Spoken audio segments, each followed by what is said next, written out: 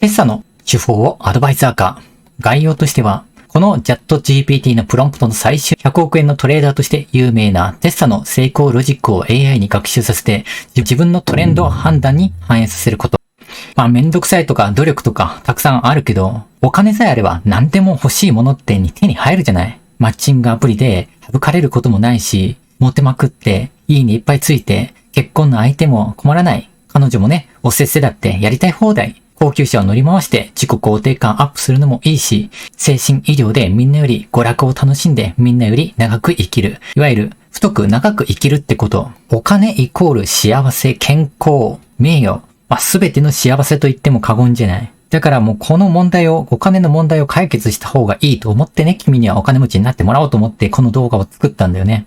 君はここまで頑張れると思う。なんて言ったってそのことをやればいいわけなんだからね。あとはその君が独自にアレンジを施すのもいい。このスクリーンショットを撮って、GPT に認識させて組み立てるっていうのもいいでしょう。客観性の担保。これを作ったら自分でトレードしてなんで間違ったのかっていう、それは正気じゃない時とか、自分じゃない、ヒューマンエラーの低減かな。正気を失ってパニック売りしない、そういうためにもエントリーする前にダブルチェックできるっていう。で、あとは判断速度の飛躍的に向上する。みんなパッと見て判断してるけど、あれってなんとなくに過ぎない。どっちが売りと買いが何倍多いかとか、歩み値で成り行きの売りが多いとか、買いがいくつ多いっていうことで、売りが優勢とか、そういうのもすべて計算してくれるっていうのが分かった。あとはプロンプト次第なんだよね。人間のそのなんとなくっていうのは体調に大きく左右される。それは自分がやった感じもよく分かった。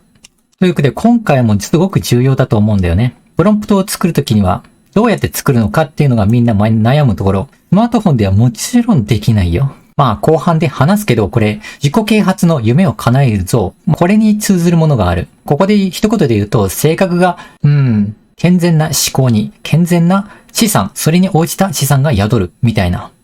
とか勉強する前にまず基礎ができているかっていう話。現段階の構成では、イータの情報と歩み値、チャートの図っていうこの3つのデータソースを統合して AI にトレンドの判定と利益確定と損切りっていうのを計算させる。構成の要素としては、分析する元となるのは、ツイッターで DNA がよく儲かるよみたいな、羨ましいなってすごい思うけど、デイトレーダーだったら DNA で儲けるっていうのが流行ってるっていうかなみたいだから、そこを分析して、その人がどういう風に儲けてるかっていうのを、前回の分析、マーク2の時にやったんだよね。覚えてる？手法としては、板よりもレンジを見ているとか、スキャルピングで何時間持ってロットはどれくらい、基準のエントリーはどれくらいかとか、補足の注意点、ここは大事で、ここをプロンプトにどう反映されるかっていう、ここもすごく大事だった。だからこれだけ単体見て、プロンプトを今から映してね、映すけど、自分でアレンジするっていうと、じゃあ僕以上の知識があるかってこと。そのトレーダー以上の知識があるんだったら全然それでアレンジして構わないんだけど、まずは儲かってる人を真似することじゃないと儲からない。自分のプライドはね、ほんと1円にも得くならないっていうどころかもう損しちゃう、マイナスになっちゃう。で、今回のプロンプトには、このテッサさんの手法、この基礎の部分が組み込まれている。で、これは AI によって自動タイミングの特定の自動検出っていうのはできるだろうって。典型的なパターンなんだよね、これは。で、これからの未来は、AI がもうやっていてアシスト的に活用している段階で、人間は最終的にボタンを押すだけ、売り買いっていう。だから狩猟において原始人の石包丁とか鈍器で殴るのに対してもうこっちは文明で銃使ってるよみたいな、火薬使ってる、レーザー銃持ってるよみたいな、全然次元が違うっていう風な感じ。だからマニュアルで考えるのは素人ダサいよみたいな、そういう風潮になるんじゃないかなって、そういう未来は来る。なぜ安定的に利益が狙えるのか。板情報は大口の注文で誰が主導しているかっていうのを瞬時に把握して、歩み値は市場参加者の本気度、成り行きの厚みっていう可視化する。で、分足のチャートは視覚的にトレンドの転換を確認しやすい。これらを組み合わせることで小さなレンジの始まりっていうのを狙った安全域の狭いスキャルピングっていうのが可能。リスク管理のポイントとしては、損切りの厳守。これ当たり前だっていうけど、じゃあ実際トレードするときにできてるかっていうと僕はできてないし、瞬時に計算はできないんだよね。だから、プロンプトの判定と同時にもういくらで売り買いした方がいい。その場合いくら儲け、損切りはいくら出る可能性がありますって一気に出した方がいいなっていうのが分かった。トレンドの勢いが落ち着いたタイミング。それもね、見てて、素人だったら分かりにくいから、これがプロンプトができていると実力以上の成果ができるんじゃないのかな。で、資金の管理。1トレードあたりに君が持っている資金に何%、1、2% 以下に制限をするってこと。一か八かっていう、それギャンブルはやっちゃダメで、基本的に、まずこのプロンプトがうまくいくかどうか、機能するかっていうことを確かめるために、それ以下の資金、そうだな、100株ぐらいがいいと思うよ。僕はもう500とか1000とかやっていっぱい失敗したからね。そうだね。AI に学習する手順としては、GPT にまず潤沢な経験をさせるっていうこと。これは大事、これは大事とか、インターネットで調べたらもうたくさん出てくるじゃないか。でもそれは何が情報か、大切な情報かっていうのがわからないから、それを全部組み込んだ場合って、プロンプトがめちゃくちゃ長くなるし、間違った時に何が間違ってるか、もうそれってプログラムがエラーした時に、どこがエラーしたの自分もわかんないし、どこを組み込んだのかってどうしようもできなくなる。だから超絶地味なんだけど、こうやって一個一個入力させて、こういう経験がありました。その法則からどのようなプロンプトが最適と判断しますかって僕だったら超絶地味だけど、僕が理解したもの以外のものは取り入れないものなんで、GPT のカスタムをこっち 100% 僕がコントロールできるっていう、カスタムできるっていう状態になるんだよね。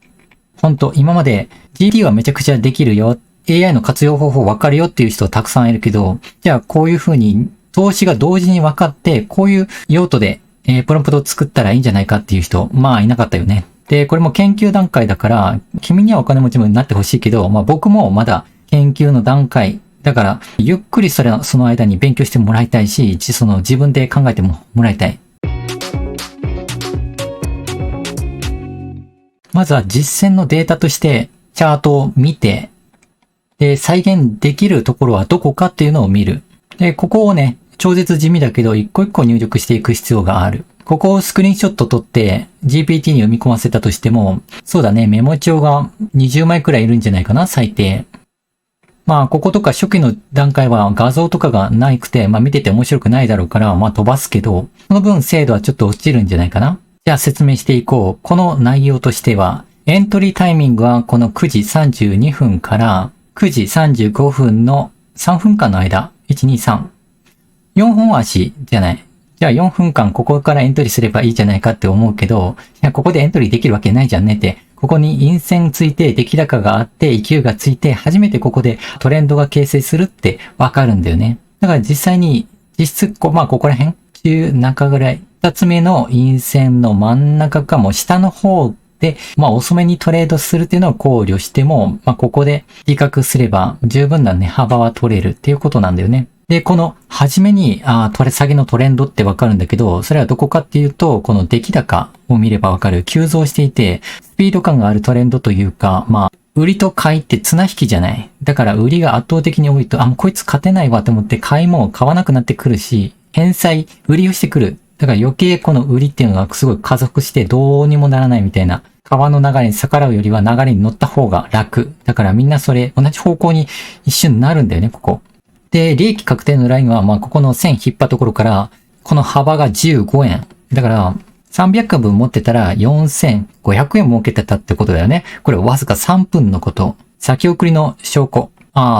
それは、9時36分から40分の間で、ここなんだよね、ここ。これって、ほら、陽線と陰線と、ここ十字って、ここで陽線とって、もう交互にやってるじゃない。つまりトレンドに方向性にすごく欠けるんだよね。特定方向に傾かない。チャートも上髭、下髭、出現で迷っているっていう。で、歩みねっていうのは、別のスクリーンショットであるけど、制約の方向がバラバラなんだよね。だから、出来高、トレンドの方向が弱まって、で、拮抗状態。ということで、大丸式、僕、小春式だったら、ノーエントリーが適切じゃないのっていう、こういうメモをね、たくさんやっていったんだよね。これをたくさん入力していくと、この方はエントリーするんだ、しないんだっていうのが、自分の考えをチャット GPT に選択させることができる。また、プロンプトを作って間違いだったら変更したいというわけでも、この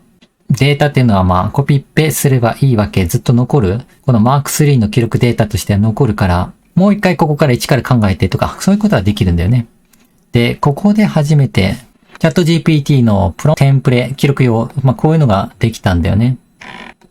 初期のプロンプトだったら、マーク2の時に作ったプロンプト、この状態どちらか、売りか買いどちらにエントリーするか、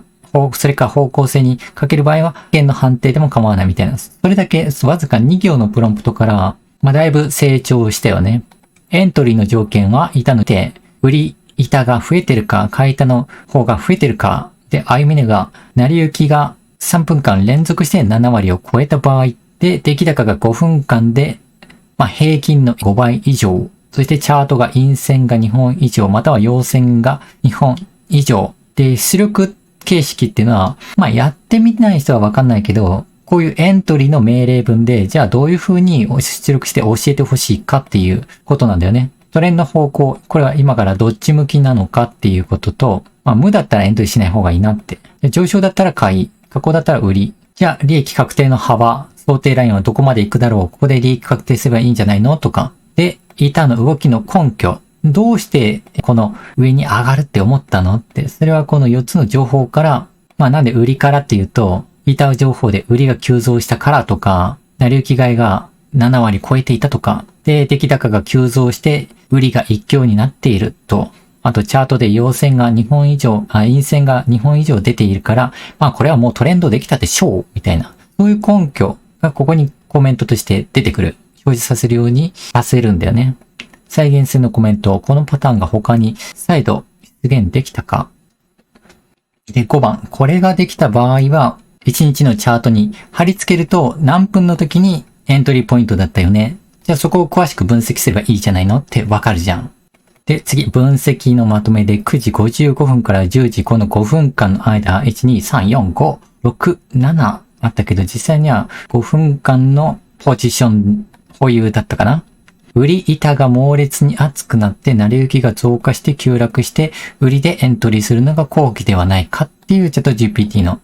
で、その次の58分、ここかなここ。で、板に変化があって買い板が出現し始める。圧力が緩和する注意。ここに買いが出てきて、この下げのスピードが鈍化してるじゃない。で、この10時になったところが、ここの初めて陽線がついたところなんだよね。ここは売りの枯渇したから、売りが枯渇して買いが優勢になったからこのチャート図になったんだよね。だからまさしくこれは利益確定のポイント。で、この幅で10円だったから300株だったら3000円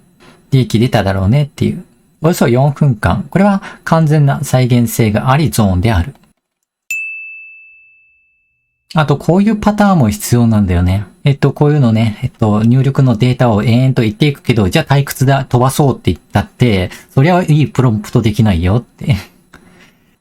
成功に近道はないんだ。っていうかもう、だいたい僕が言ってる時点でだいぶこの1日とか1週間、2週間の時間を短縮してこの画像にしてるんだから、これも見れないんだったら絶対君はプロンプトできないからね。このチャート図を見てわかるけど、まあ普通ここだったら、ここから買いに行くのねってエントリーしちゃいそうじゃん。でも実際はダメだった、下がっていった、なぜでしょうっていう。売り板が再び熱くなって、買い板が上値を抜けられなかった、抑えられた。じゃあなんでこうなるか。なかなか説明できる人はいない。この上値の補給付近に5000から9000株以上の連続した売り板を観測してきた。買い板が不在して、もしくは極めて薄い状態だった。で、10時3分、4分の間に買い板に少し復活して、でも上値の厚みが支配的で跳ね返された。つまり、買いのエネルギーが弱くて上昇の勢いが継続しなかったってこと。で、出来高も伸び悩んで、本来だったら陰線の強い出来高が必要だった。いや、これをこの方向転換するのには、その下げるエネルギー以上のパワーが必要じゃない。それが普通なんだけど、なぜかこう出来高は少なくなってるけど、何事も揉めることなく上昇していった。っていうことはこれって、この売り勢がわざと力を弱めて買い合わせた。で、この値幅をちょっとでも大きくさせようと思って、わざとこの売りの体勢をね、緩めた。で、もうここで売る予定だったんだろうね。で、大きく下げて。で、ここで買いをやった人たちが、もうそんなはずじゃなかったって思って、売って、こんなガクンって下がった。で、もう一回ここで上がるんだけど、残念でした、もう一回みたいな。散々、これ難しいと思う。これをちゃんと GPT にやってもらおうって思うよ。このチャートのパターンはめちゃくちゃ完璧なトレンドパターンで、11時14分にここの下落が開始した。で、チャートは陰線で出来高の上昇の兆候があった。で、決定的だったのが、この11時16分の時に出来高が数倍に急増したっていうのが、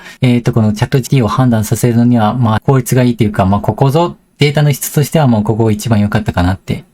ここ見てわかるけど、出来高がすごい、ほら、平均のどれくらいかな ?3、4倍くらいあるから、もうここがもう売りでしょうって今の僕だったらわかるね。だいぶ3分遅れたここでエントリーしても、15円の利益で、この8分間の間に4500円利益できたんじゃないのかなって。で、板、歩みね、出来高が一致した。これは理想形。じゃあこれを基本としてプロンプトを作って、これが、条件がまた出てきた時に、アラームとか、判断させると、儲けることができると。ちょっとね、こういう動画とか教材にしたらいいんじゃないかって言ってきたんだけどね。で、このデータっていうのは、ここの真ん中を中枢をね、クリックして、今度 C でコピーして分析させればあっという間に出てしまうものなんだよね。この入力は超絶時間がかかる。適当なものを入れたら適当な答えがなってしまうから、自分がこれは絶対これ上がる、理解できたものじゃないと、狂ったプロンプトの自己ベストが AI のプロンプトの能力になる。だからやっぱり勉強しないとダメだし、この動画を AI で要約しても果たして作れるかっていうことなんだよね。君にはこの字幕データはあげるけど、ここ危険なんだけど、ここの陽線で大きくね、上がってっていうのが1分で上がって行われて、で、継続しないわけじゃん。叩き落とされてるわけ。もう、これノイズと言ってもいいよね。多分これ僕、アルゴリズムの人たちを蹴落とすために作ったやつなんだよね。だからここで注文をやったら入れといたらダメなんだろうなって。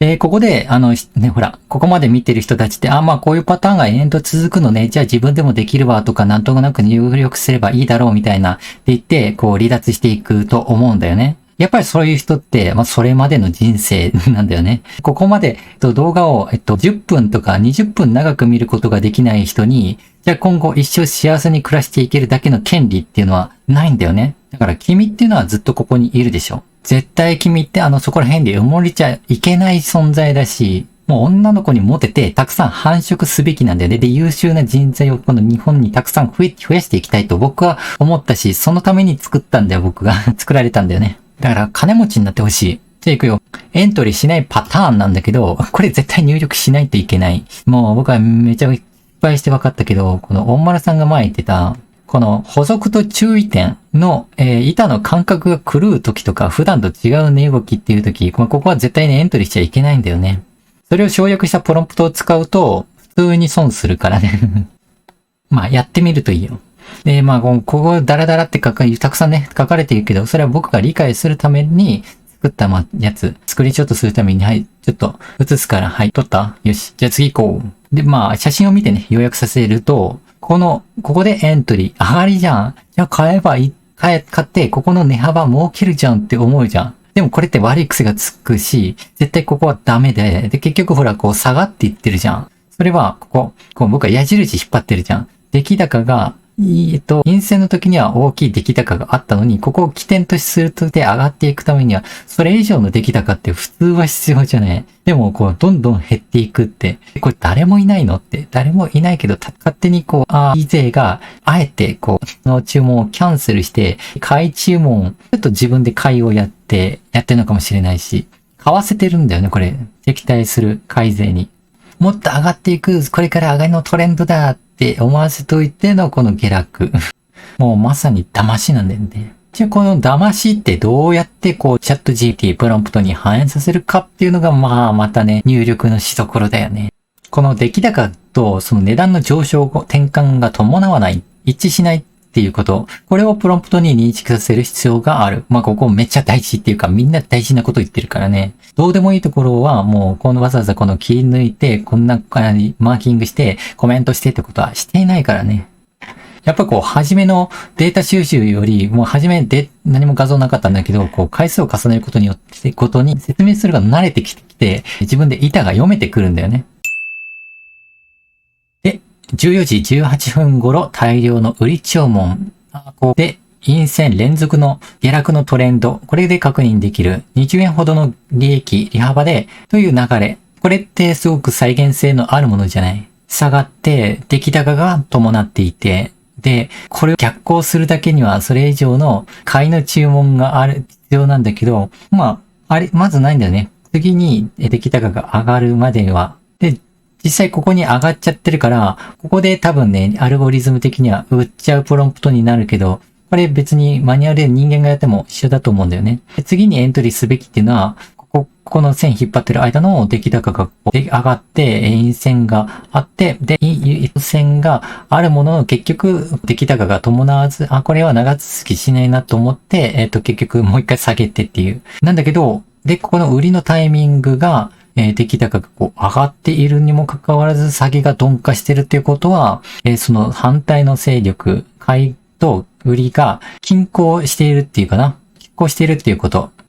で、ここって上昇トレンドだけど、なんでこれエントリーしちゃダメって書いてあるんだろうね。で、それは出来高が伴ってないからなんだよね。これを大きく出来高、上昇はしてるけど、この出来高が伴っていないから、これは本物じゃないなって。で、実際ここ大きく落とされている。で、ここの大きく落ちた時には出来高がちょっと伴ってるから、ここだったら買いを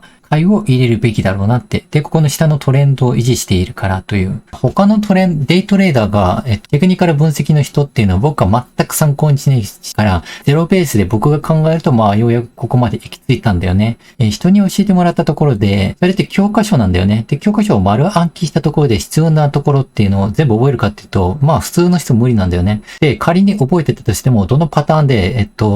完全に一緒のパターンってないんだよね。微妙にここちょっとパターンが違う。出来高とE線と4線のバランスが、位置が違うなとか、全くデジャブでもね、デジャブかっていうぐらいのやつはないんだよね。ちゃんとその、板の情報が読み取れるようになって、売り板が82万株で買いが36万株、売りが圧倒的に優勢。これ下げトレンドに撮ったスクリーンショットだから、これだけの売りが優勢だったら、プロンプトは売りでエントリーするパーセンテージに偏るような設定、命令をするといい。なぜ安定的に利益が狙えるか、こういうのを見てデイトレーダーはなんでこいつ利益出すのかなって僕は考えたんだよね。で、大口の注文で誰が主導しているかっていうのを瞬時に把握する必要がある。初心者とか、僕まだ経験がないから、GPT に読み込ませると未経験とか、そういう人でも教えてくれて急速に、成長していくなっていうのが僕は分かったし、僕は成長したな。で、歩みねは本気度で、陰線、陽線、上がり下がりで出来高が本当に実践が伴っているかっていうのも、そのプロンプトの勝率上昇の要因として、これ出来高が伴っていなかったらエントリーしないという条件を組み込む。で、